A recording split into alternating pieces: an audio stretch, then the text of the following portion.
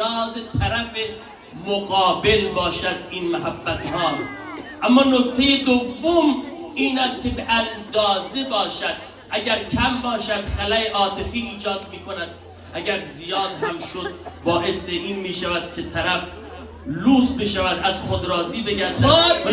یعنی اینقدر سر خودشو شلوغ کرده و اینقدر مشغله زیاد برای خودش ایجاد کرده، تعطیلاتش هم کار میکنه.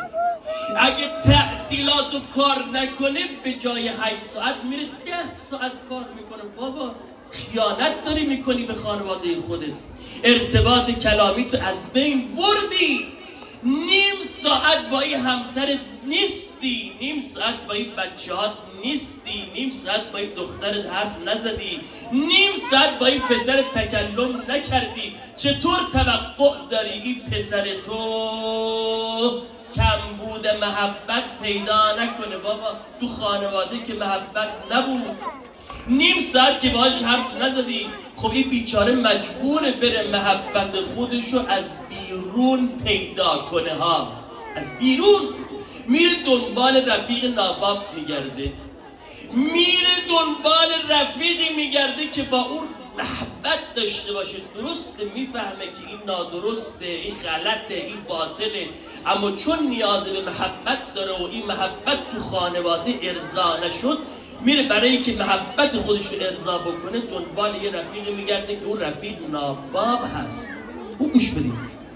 لذا مردم آماران نشون میدن که بیشتر مواردی که منجر به اعتیاد، قمار، گناه، فساد شده است، اینها کسانی بودن که بعد از ازدواج خودشون دیگه سرانجام نتونستن محبتی رو جستجو کنن، اینها رفتن بیرون از خانواده دنبال محبت میگشتن. وگرنه مردان ما که بد نیستن، جوانای ما که بد نیستن. خانواده ها دارن کوتاهی میکنن. واقعیت مردم اینو قبول کنیم، بپذیریم. خیلی از خانواده ها امروز دارن کوتاهی میکنن، با مشغله های زیاد ارتباط کلامی رو از بین برده. ارتباط کلامی که ایجاد محبت میکنه، اما این پدر و مادر نیست تو خونه که به این بچه خودش احترام کنه، تکلم کنه، حرف بزنه، درد دل او رو بشنوه. پسرم، دخترم، چی نیاز داری؟ چی میخوای؟ چی دوست داری؟ باش حرف بزنه، بفهمه، او رو درکش کنه، او رو به حساب بیاره. نه، ارتباط کلامی که نشد سر از مفسده در میاره. برادران من، خواهران گرامی، لذا وقتی شما به دینتون مراجعه میکنید، میبینید در کربلا امام حسین چقدر ارتباط کلامی قوی داره با بنی هاشم، با یاران خودش، با خاندان خودش، با اصحاب خودش. یاد بگیریم اینا رو. امام حسین چجور حرف میزنه با بچه ها، چگونه حرف میزنه با این زنها، چطور حرف میزنه با این یاران خودش، چقدر محترمانه. وقتی میبینید در اون روز عاشورا سکینه آمده دنبال بابا، پای اسب رو گرفته، پای ذوالجناح رو گرفته. شما گریه کردید، این روزه ها رو شنیدید، گریه کردید، اما به معناش هم توجه کردید؟ آیا فهمیدین این چه معنایی داره؟ سکینه میاد پای اسب رو میگیره، آقا از اسب پیاده میشه، احترام این کودک خود، این فرزند خود، دو زانو در مقابل او مینشیند، به او نگاه میکند، او رو بغل میکند، نوازش میکند، میبوسد. اینا معنا داره عزیزان، اینا پیام داره. برادران من و خواهران گرامی، پیام کربلا رو بگیریم، پیام عاشورا رو درک بکنیم. امام حسین برای خانواده ارزش قائل بود، قیمت قائل بود. خانواده تو اسلام یک نهاد مقدسه. خانواده تو اسلام فقط یه سرپناه نیست بگی که من از گرما و سرما محافظت بشم برم تو خانه و خانواده خودم. نه، اگه اینطوری دیدی اشتباه میکنی ها. خانواده تو اسلام تقدس داره. ارزش داره، فضیلت داره. بعد اون موقع ببین امیرالمؤمنین چجور زهرای مرضیه رو صدا میزنه، میگه یا فاطمه نفسی لک الفدا،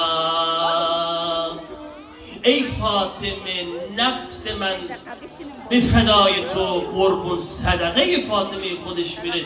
بعد فاطمه چی میگه؟ میگه یا علی روحی لک الفدا، روح من جان من به فدای تو یا علی. اینا رو یاد بگیریم، تو زندگیمون اجرا بکنیم. حدیث کذا رو میخونیم، همتون بلدین. در این حدیث شریف کذا چقدر ارتباط کلامی قوی و مستحکمه. ببین چجور فاطمه زهرا بچه ها رو صدا میزنه. این بچه ها چطور مادرشون رو صدا میزنن؟ هی میگی یا امه، در عربی یا امه یعنی مادر جان. میگی یا ابتا، پدر جان. یا جده، میگه جد بزرگوار. بعد از اون طرف اونا چی میگن؟ میگن یا قرة عینی و ثمرة فؤادی، ای نور چشم بپوشه. این مرد باید بداند که این زن چه لباسی دوست داره. از اون طرف شم زن باید بدونه، سلیقه های همدیگر بدونن، نسبت به این اطلاع داشته باشن، آراستگی ظاهر داشته باشن. روایت چی میگه؟ روایت میگه مالک ابن اعیان یکی از اصحاب امام باقر هست. این میگه من آمدم پیش امام باقر، دیدم حضرت یک لباس زرد رنگی یا بر طبق بعضی از روایات سرخ رنگی پوشیده، خیلی شیک وارد خانه شدم. دیدم حضرت با همچین لباسی، من خندم گرفت. در رسول الله ما تا حالا شما رو با همچین لباسی ندیده بودیم، شما لباستون بیرون ساده بود، حالا داخل خانه میبینم رنگیست. حضرت یه خنده ای کردن، فرمودن راستشو بخوای من خودم خیلی میلی به این رنگ ندارم، اما چون خانمم این رنگ لباس رو دوست داره، بعد به خاطر خانمم و همسرم این رنگ لباس رو میپوشم.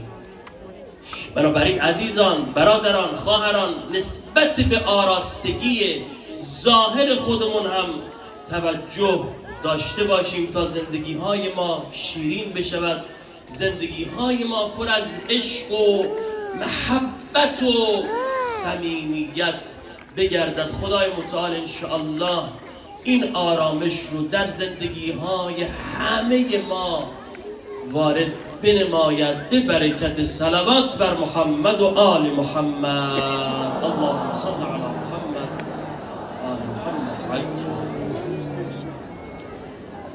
خب همین مقدار کفایت میکنه. ذکر مصیبت بخوانیم. امشب شب جوان هاست. امشب رو